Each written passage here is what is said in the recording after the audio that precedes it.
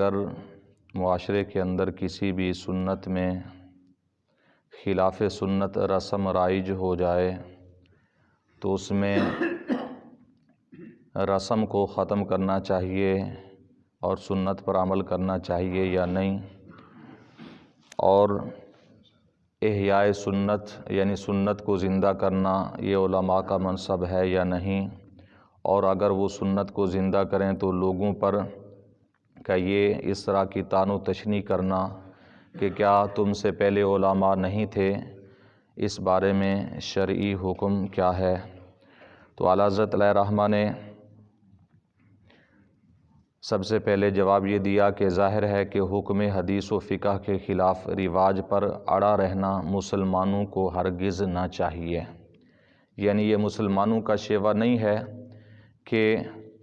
حدیث و فقہ کے خلاف جو رواج پڑ جائے تو اس رواج کو، اس رسم کو ختم کرنا چاہیے، نہ کہ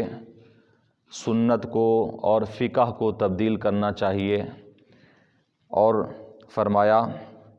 کہ مسلمانوں کے لیے یہ جائز نہیں ہے کہ وہ اڑے رہیں، بلکہ مسلمانوں کو چاہیے کہ وہ اس رسم کو، اس رواج کو ختم کریں اور حضور کی سنت پر عمل کریں۔ اور جیسا کہ متعدد احادیث پاک کے اندر یہ حضور نبی کریم صلی اللہ علیہ وسلم کے فرامین موجود ہیں کہ آپ علیہ الصلوۃ والسلام نے فرمایا من احیا سنتی فقد احبنی ومن احبنی کان معی فی الجنہ۔ نبی کریم صلی اللہ علیہ وسلم نے فرمایا جس نے میری سنت کو زندہ کیا تحقیق اس نے مجھ سے محبت کی، اور جس نے مجھ سے محبت کی وہ جنت میں میرے ساتھ ہوگا۔ یعنی احیاء سنت اور حضور کی محبت یہ لازم و ملزوم چیزیں ہیں، یعنی جو حضور نبی کریم صلی اللہ علیہ وسلم کے ساتھ محبت کرتا ہے تو وہ حضور کی سنت کو بھی ضرور اپنائے گا، اور جو حضور کی سنت کو اپناتا ہے وہ گویا کہ حضور نبی کریم صلی اللہ علیہ وسلم سے محبت بھی ضرور کرتا ہے، اور جو حضور کی سنت کو ترک کر دے، چھوڑ دے، سو سمجھ لیں کہ اس کی محبت کے اندر کمی ہے، اس کی محبت میں کہیں نہ کہیں کھوٹ موجود ہے، جس کی وجہ سے نبی کریم صلی اللہ علیہ وسلم کا طریقہ اسے اچھا نہیں لگتا، اس پر نہیں اڑتا، بلکہ وہ اڑ جاتا ہے تو رسم و رواج پر اڑ جاتا ہے۔ جی شریعت کے اندر اتنی سختی نہیں ہے، جی شریعت میں تو آسانیاں ہیں، یہ ہے وہ ہے تو فلاں چیزیں ہیں۔ تو آج کل ہمارے ہاں اکثر ہمارے موجودہ زمانے کے اندر مولوی حضرات بھی، علماء جن کے بڑے بڑے نام بھی ہیں، تو وہ صرف لوگوں کے ویوز حاصل کرنے کے لیے، لوگوں کے اندر اپنے آپ کو منوانے کے لیے وہ ماڈرن مسئلے دستے ہیں، یعنی جو لوگوں کے اندر رواج ہو چکا ہے اسی پر۔ ابھی کچھ دن پہلے ایک بہت بڑے ہمارے نامور ایک مفتی صاحب ہیں، سوشل میڈیا پر بڑا نام ہے ان کا،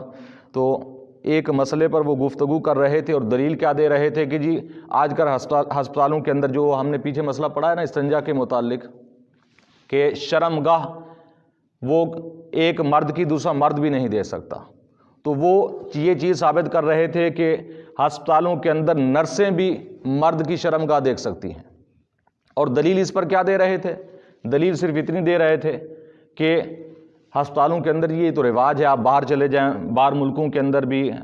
پاکستان کے اندر بھی، تو یہ اس سے اب بچنا ممکن نہیں ہے، تو پھر یہ جائز ہو جائے گا، اس کا مقصد یہ دلیل دے رہے ہیں۔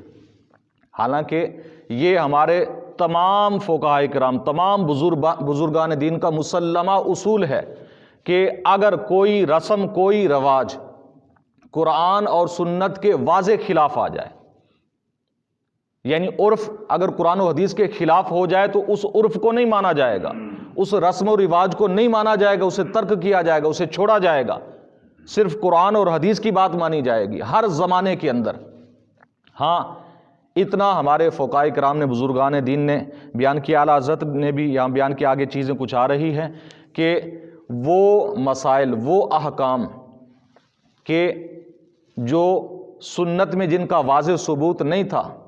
اور قرآن و حدیث پر انہیں قیاس کیا گیا، فقہاء کرام نے اصول بنائے اور ان اصولوں کے تحت قرآن و حدیث پر قیاس کیا، تو وہ قیاسی مسائل جو ہیں اس کے اندر عرف عام کی وجہ سے رد و بدل ہو سکتا ہے۔ اگر اس کے خلاف عرف پڑ جائے، یعنی اس کے خلاف رسم پڑ جائے اور لوگ اس میں پھنس جائیں، تو پھر وہاں گنجائش ہوگی، کیونکہ وہ مسائل قیاسی ہیں۔ قرآن و حدیث کے اندر یعنی ان کا کوئی ثبوت قطعی نہیں ہے جب، تو اس میں کچھ گنجائش ملے گی، لیکن اس کے علاوہ جو قطعی ثبوت قطعی دلالہ ہیں، یعنی جن کا واضح طور پر قرآن اور حدیث سے جو مسئلہ ثابت ہے اور حضور نبی کریم صلی اللہ علیہ وسلم کا فرمان جس بارے میں موجود ہے، تو اس میں کسی صورت بھی تبدیلی نہیں ہو سکتی۔ یہ مسلمہ اصول ہے، چاہے معاشرہ کہیں کا کہیں پہنچ جائے، چاہے زمانہ کہیں کا کہیں پہنچ جائے، لیکن قرآن و حدیث کے اندر جو واضح مسئلہ آ چکا ہے اس میں کوئی رد و بدل نہیں ہو سکتا۔ لیکن آج کل تو عجیب ہی سسٹم بنا ہوا ہے، عجیب ہی معاملہ بنا ہوا ہے، جو بھی مشہور و معروف ہو جاتا ہے وہ جس طرح مرضی ہے مسئلہ بیان کرتا چلا جائے۔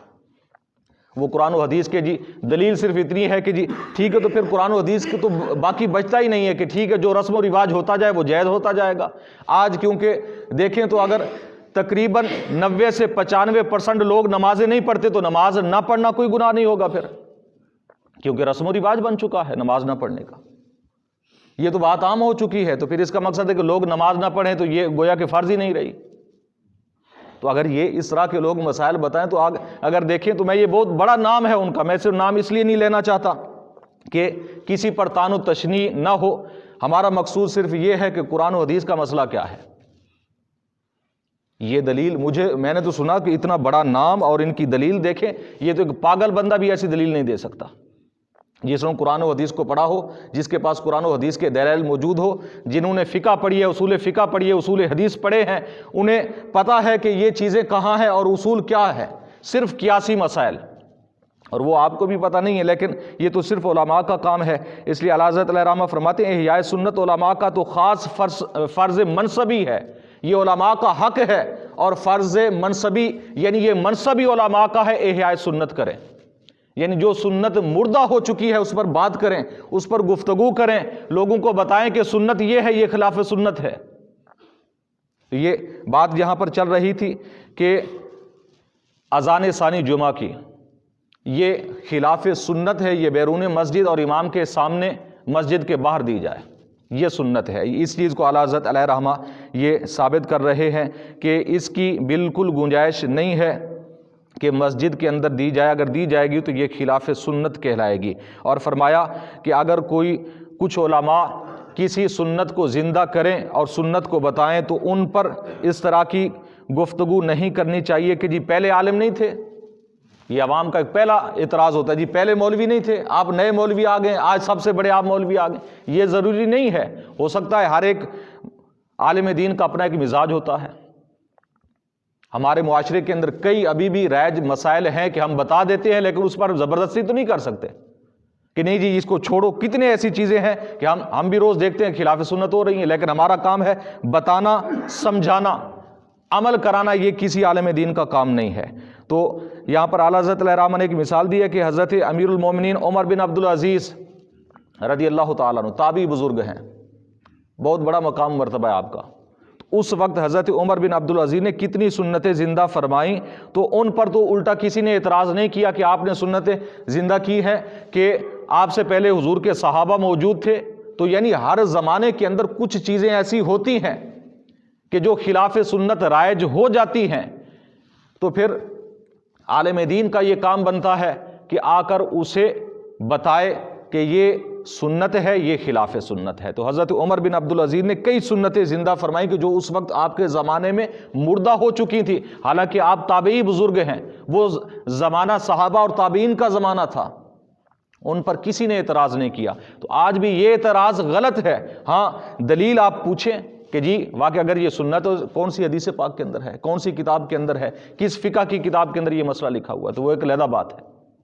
تو اللہ تعالیٰ کی بارگاہ میں دعا ہے کہ نبی کریم صلی اللہ علیہ وسلم کے وسیلہ سے ہم سب کو علم دین سیکھنے کی، سمجھنے کی، عمل کی توفیق عطا فرمائے۔ آمین بجاہ النبی الامین وما علیہ الا